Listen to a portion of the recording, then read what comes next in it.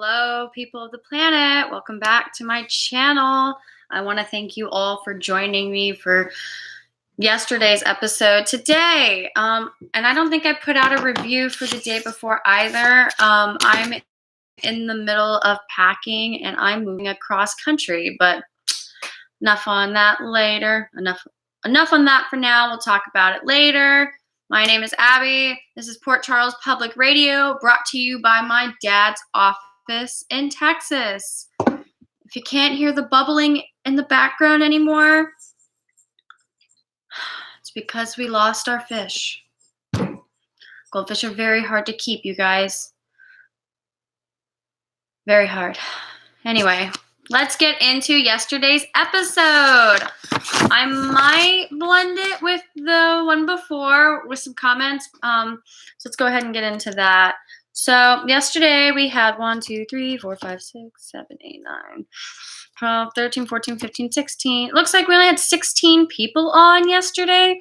So that's not too much.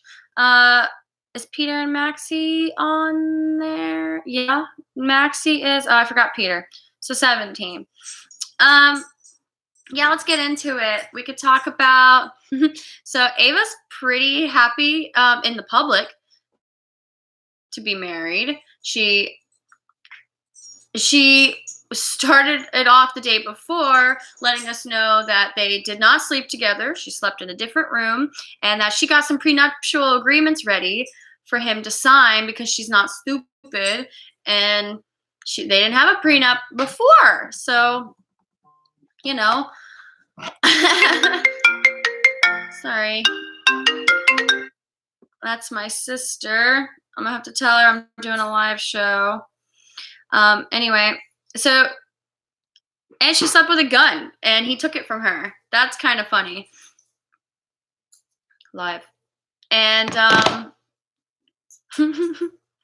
then she called out for Liesl because, okay, so I was wondering if Liesl lived on Cassadine Island or not. I'm sure they've brought it up before, but they definitely confirmed it.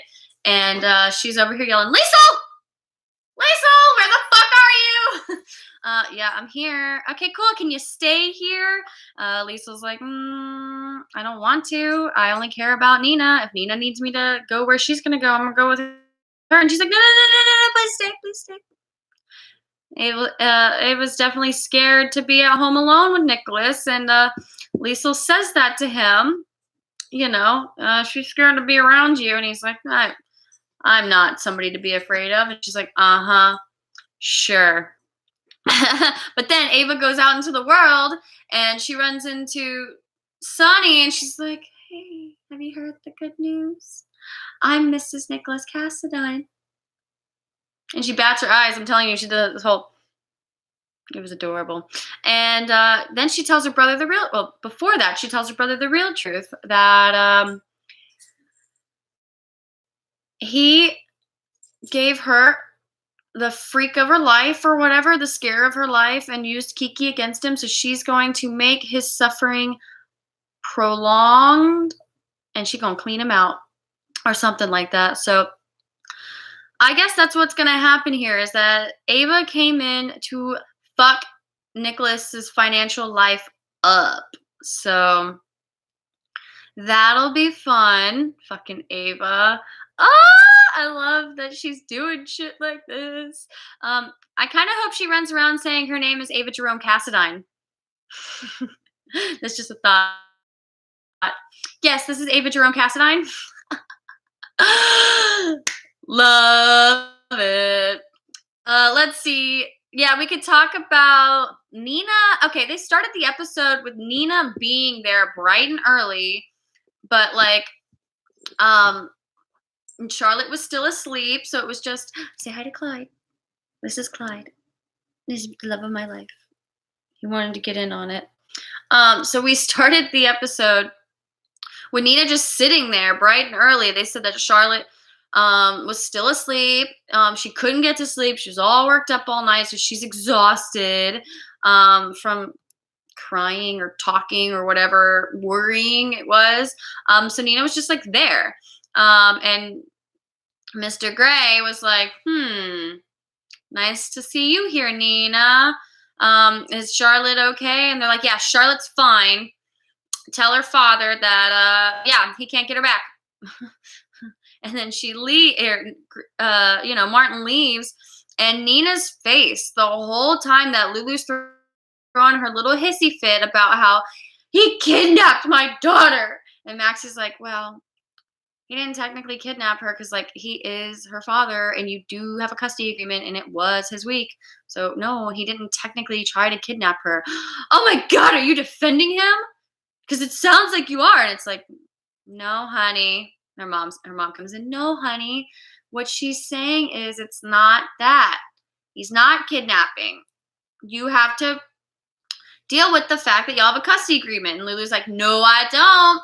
He's behind bars. He could be back there for a while. You know what? With all the shit he's pulled, this is a good time to take the kid away. Full custody, mine. And the look on Nina's face. Yeah, the day before, 2 episodes ago, because she knew that she did this. She knew it. But he had to go down, right?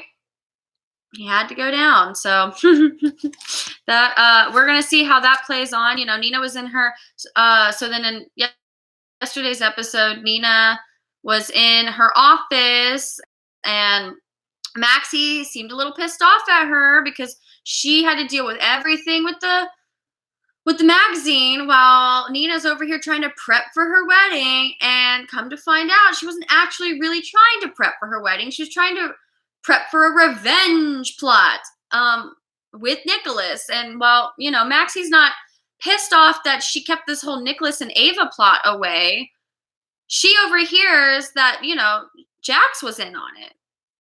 So that's what pisses that's what pisses Maxie off, is that she says, my feelings are hurt because I thought that, like, you cared about my opinion more than most people, and that you leaned on me the most. So, like, I'm really hurt that you didn't let me in on this, because I could have helped you.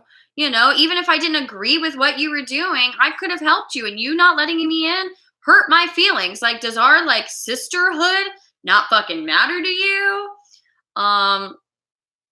Girl, that was brutally honest. Let me tell you, I've had those moments with my sister where shit goes down, or we don't know about things that are going on in each other's lives, or, like, it feels like we're not getting involved, we're not being told about what's going on, and we end up lashing out like, you didn't ask for help, you didn't ask me to come over, you didn't want me in your life, you didn't want to tell me what's going on. And we've done this shit. Like, this is a sister thing.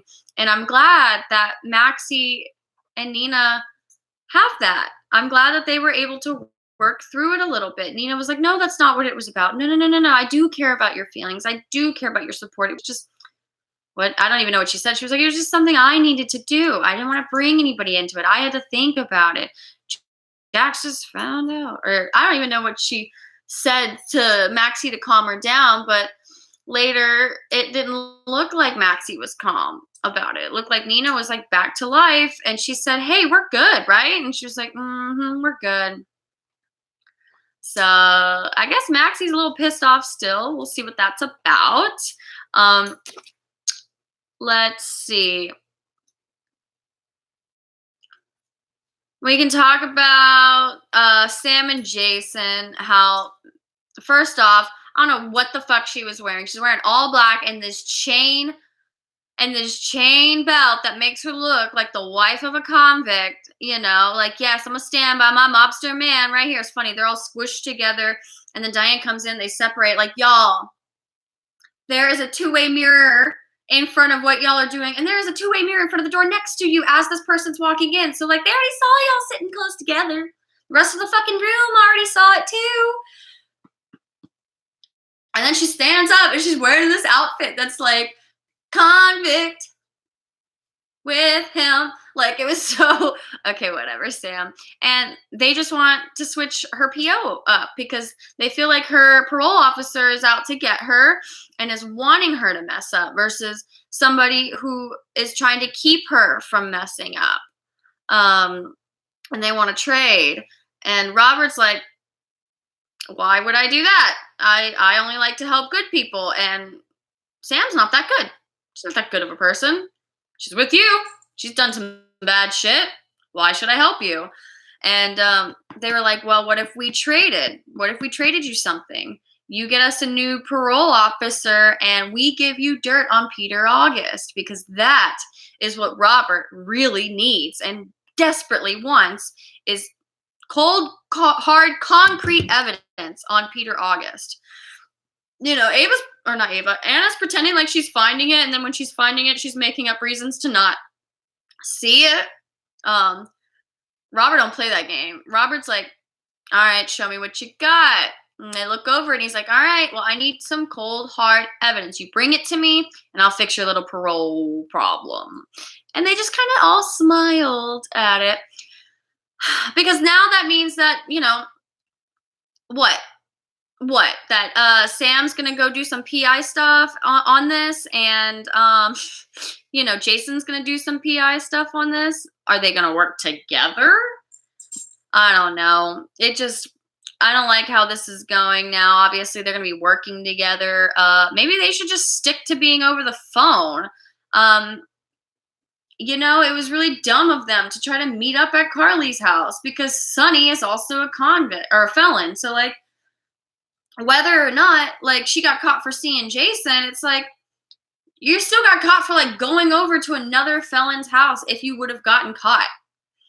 And Sam's acting like it's worth whatever to just try to fight, to spend time with these people. And it's like, God damn, Sam, just, like, do your own thing. Can you just, like, do some soul searching here and deal with the fact that, like, he thinks I'm upset, that you did this whole Shiloh thing all wrong, and that maybe you can hang out with Molly and hang out with Christina and, like, hang out at the Quartermain's house or something. Like, hang out with Curtis. Why is it so hard for her to not be around Sonny, Carly, and Jason every time she's on screen? Can we see her do other things, please? I am just as frustrated about Kelly Monaco's character as I'm sure Kelly Monaco is, because half the time she don't look like she's happy to be in that moment. And she used to not be that way. And I think it's because, they're so fucking stagnant with her.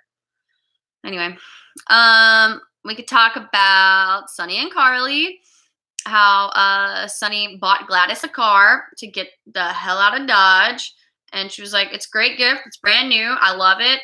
Can I still stay here until the christening?" And he's like, "No, it's time to go." And she's like, "Okay, I've overstayed my welcome." And he's like, "Yeah, you get to see Mike whenever you want. I've already told them. It's going to make the trip easier."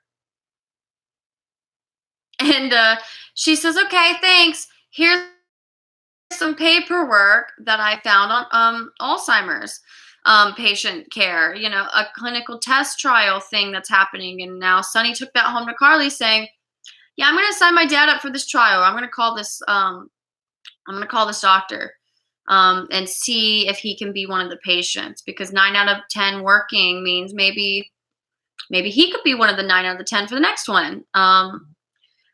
She didn't like that, obviously. Carly, I mean, she didn't make it that obvious. She just thought, we're back here again. Like, it's a test. It's not actual treatment.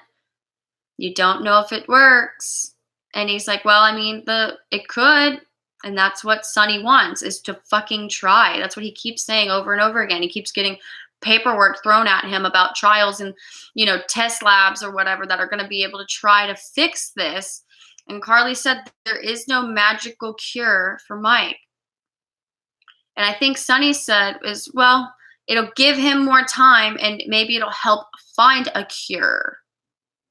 I think he knows that his dad is far gone, but if he can use this time to somehow help find a cure for Alzheimer's, I think Sonny will feel better knowing that he did something. It was too late for his father, because he was too late, I guess, for his father, but it won't be too late for anybody else who might go through it, maybe.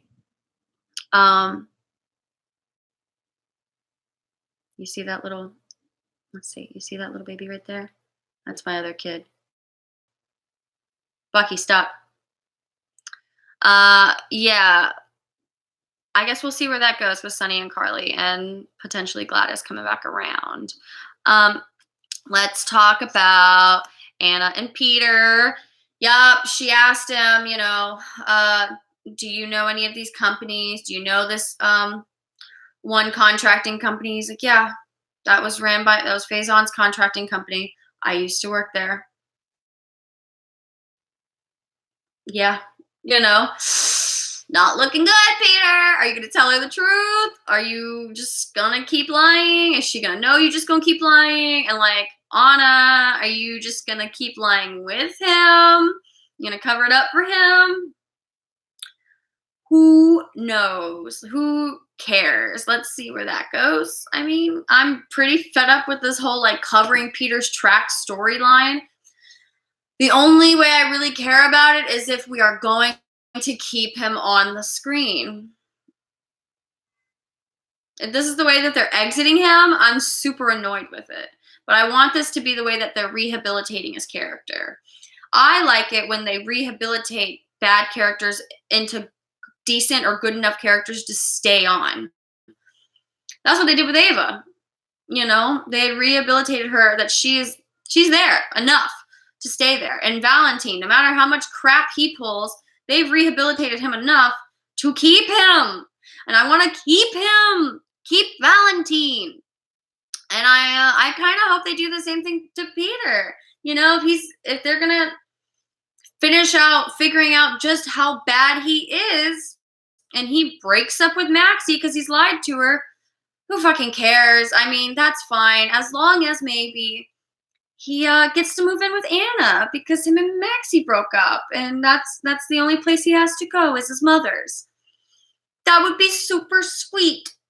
Oh, we'll see. Who do we want to talk about? We talked about all those people. Yeah, so last but not least, Brad and Wiley and Michael, So Michael is on the emergency contact list that Lucas made in case they can't get a hold of them, which they couldn't get a hold of. They couldn't get a hold of Brad to pick him up from daycare. And something about he missed his shift or he was late for his shift. And something else that he was upset about. And he was like, yeah, it's just a lot going on. And he's like, well, what can I do to help you? He's like, nothing. You're doing more than enough. I'm fine on my own. And he's like, well, no offense, Brad, but it doesn't look that way. And so he says, obviously, you don't want me to just like take Wiley as often as I want to. So you should get a nanny.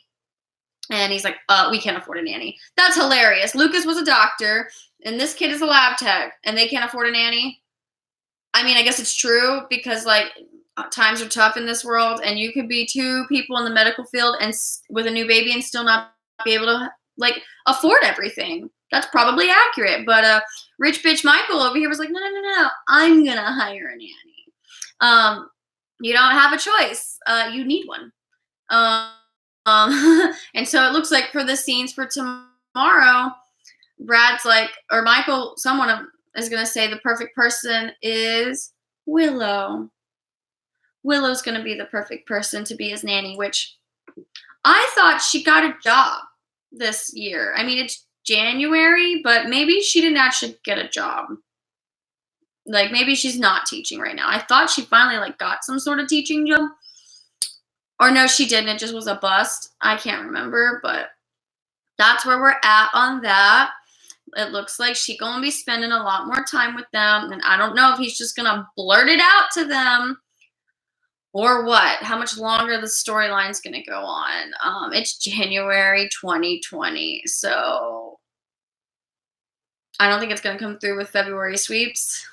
That would be too cool, but I don't think that's when they're going to do it. Maybe March Madness?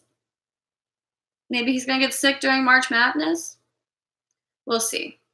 But, Yeah, I think that's all that I've got from the past 2 days.